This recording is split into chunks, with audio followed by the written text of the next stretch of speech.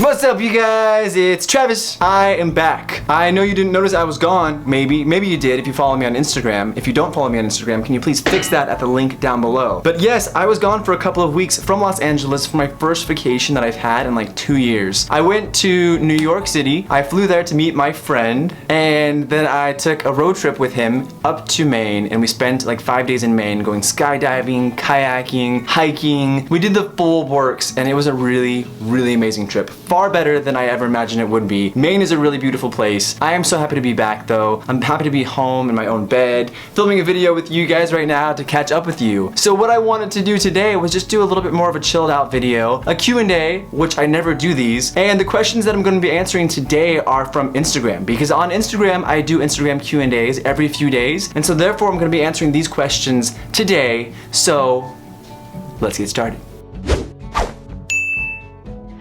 Would you ever date a fan?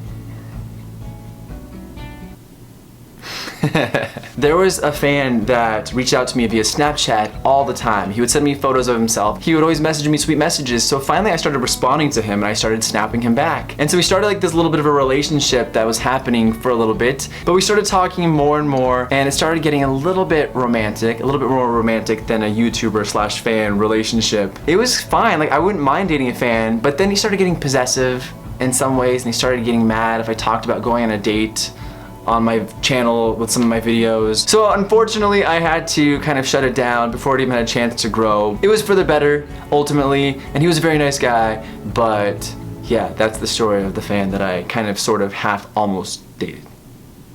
It's difficult to get a six-pack, so I want to know what's your most effective ab/core workout. I get asked this question probably more than anything in the world. You guys are always asking me how I got in shape, or what do you do to get motivated to work out. I've always loved working out, but I have a secret weapon. Hold please, hold please.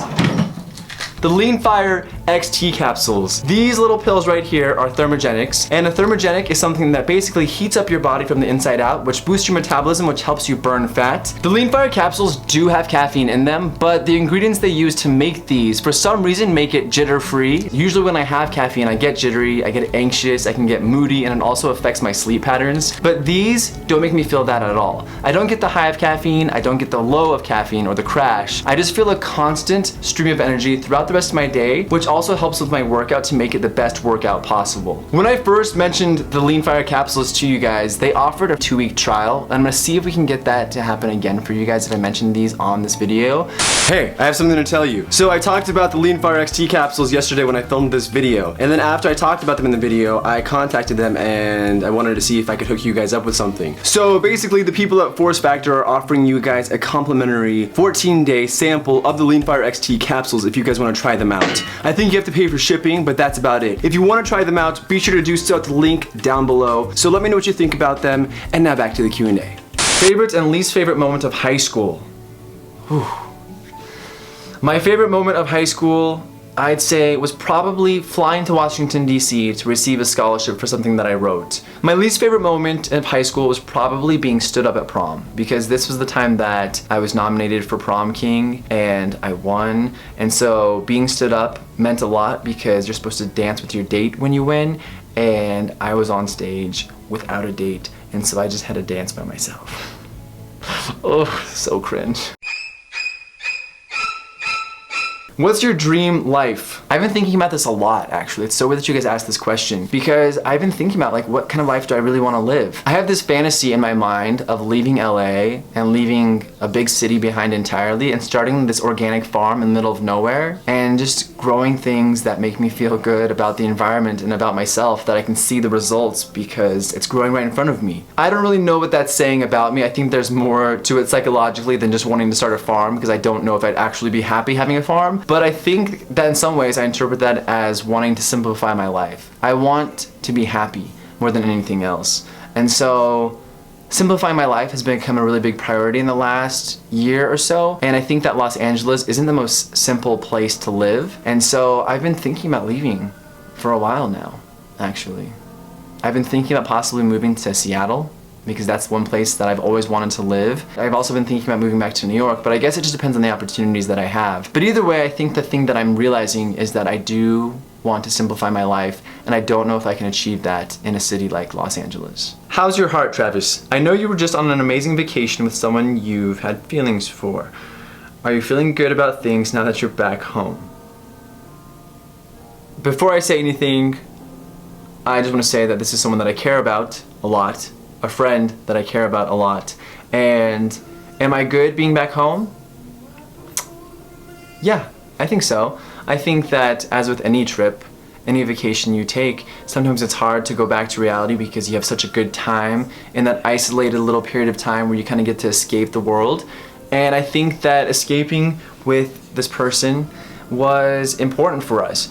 Not just for us together, but as individuals. We were just kind of at a place where we needed a break from our own lives, and to be able to share that with someone that I care about was an awesome experience. Have you ever become friends with a fan? Yes, I've become friends with a lot of my fans, and sometimes I get so close with those fans they become like family. Like, for example, I am very close with one that we're gonna call right now. Hello? Hello? What is up? What is up? What are you doing? Oh my god. Oh my god. I always react like this. Jesus. I know, I love it. I love that. I'm doing that Q&A right now. Uh-huh. And they were asking if I was friends with any fans. And I was like, I'm not just friends with a fan. God. And so you're in the video right now. Do you want to say anything for anyone? Hey fans, what's up? No, just kidding. I said we're more than friends, we're family. And so... Oh, Trav. My heart. We are family, you know. We are. We are. Would you shave your head? I did shave my head once. I think I talked about this recently. I shaved my head when I was going through a bit of a rough patch, and I looked terrible. But I actually have a photo of me with a shaved head, I think, and so I'm gonna put it right here if I can find it. Otherwise, I'm just pointing up to nothing. But you guys be the judge. What'd you think of my shaved head? What was the hardest video to film on my channel? The hardest video to film for me was the I'm Not Okay video. That video I filmed when I was going through a really rough patch earlier this year, and it was very difficult to film because I think sometimes it's hard for us to admit when we're struggling, and I was very much struggling when I filmed that video, and it was hard to admit that, especially to all of you guys. I got a huge amount of support from that video, which was insane, and it felt really good, but that's not really why I posted that video or even why I keep it up now. I just needed to share it. I needed to get it off my chest because my emotions and my sadness was just building, so I just needed to communicate that I was going through a rough time. I didn't expect anyone else to fix that. I just needed to say it to someone else, and you guys came back with so much love and support, which meant the world to me. Now, the reason why I keep it up there is because even though it makes me very uncomfortable, I think it's important for me to have that up there personally, because I like to show that I am struggling in this life just as much as the person watching my videos. I think sometimes a problem with social media is that people present these perfect lives that make us feel bad about our own because it looks like everything's going well for them, so why isn't it going well for me? And so the last thing I want to do is perpetuate that. I want to show you guys that I struggle a lot. I'm not happy all the time. So even though, again, I'm not super comfortable with that video, I think it's important so you guys know that I do struggle, but I'm still working through this life and all these struggles the same way as you are, and hopefully it just makes you feel not super alone. That does it for my Instagram Q&A. So thank you guys for sending me so many good questions. I really do appreciate your guys' involvement with this. If I didn't answer your question, be sure to check out my Instagram because I do these Instagram Q&As every few days. So be sure to follow me down at the links below. And I guess that's all I have for right now. So thank you guys so much for watching, and we'll see you next time.